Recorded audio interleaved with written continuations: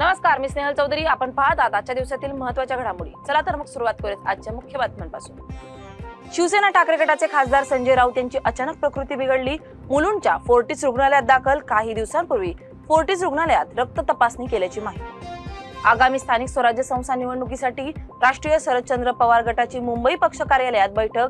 येत्या आगामी निवडणुकीच्या धोरणाबाबत चर्चा. पक्षप्रमुख शरद पवार, खासदार सुप्रिया सुळे, जयंत पाटील आदी पदाधिकारी उपस्थित.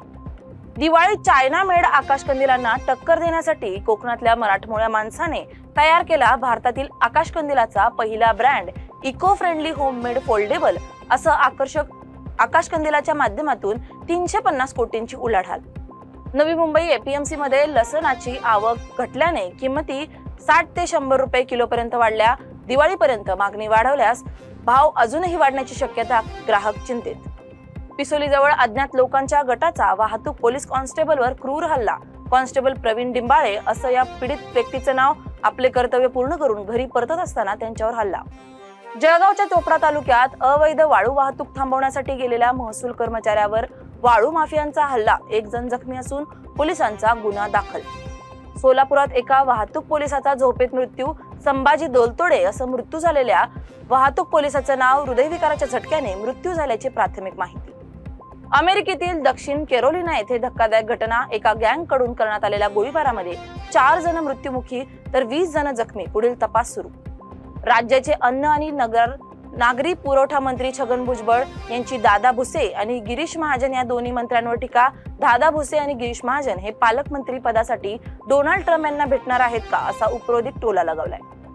आमदार संग्राम जगतापांविषयी राष्ट्रवादी काँग्रेसचे नेते रोहित पवारांचा एक खळबळजनक दावा. आमदार संग्राम जगताप हे अजितदादा आणि पक्षाच्या ध्येय धोरणाशी सुसंगत भूमिका घेत नसून ते येत्या काही दिवसात भाजपमध्ये प्रवेश करणार असं विधान. 70व्या फिल्मफेअर मध्ये किरण रावचा लापता लेडीज या चित्रपटाने धुमाकूळ घालत 13 पुरस्कार पटकावले, ज्यात किरण रावला सर्वोत्कृष्ट चित्रपट आणि सर्वोत्कृष्ट दिग्दर्शक म्हणून पुरस्कार. 6 वर्षांच्या बालकाचा मृत्यूनंतर अन्न व औषध प्रशासनाने 7 सर्दी खोकल्याच्या औषधांवर तातडीने वितरण आणि विक्री बंदी घालण्याचे आदेश दिले. पुण्याच्या भोर तालुक्यातील जिल्हा परिषदेच्या शाळेतील आदिती पार्थेची नासाच्या दिशेने झेप. IUCAA सहकार्याने नासाच्या स्पेस टूर साठी तिची निवड.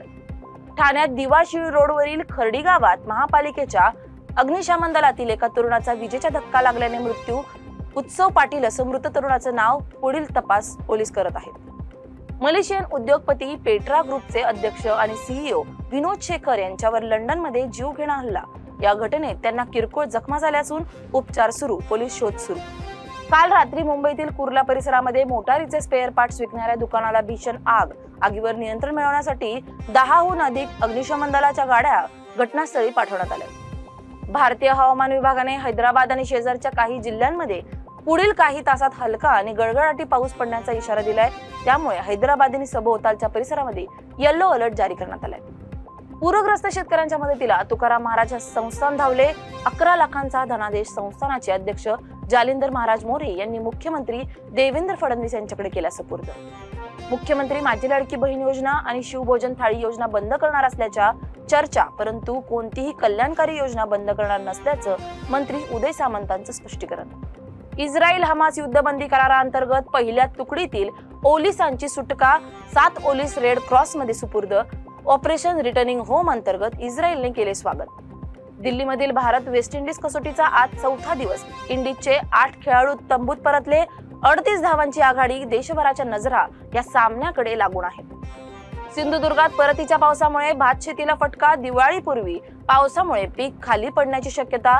काही शेतकऱ्यांनी कापणी अद्याप सुरू केली नसल्याने चिंतेचं सावट. भंडाऱ्यात महाप्रसाद तयार करताना 40 लिटर क्षमतेच्या प्रेशर कुकरचा स्फोट. 14 जण गंभीर जखमीपैकी 6 जणांची प्रकृती चिंताजनक. जखमींवर जिल्हा सामान्य रुग्णालयात उपचार सुरू.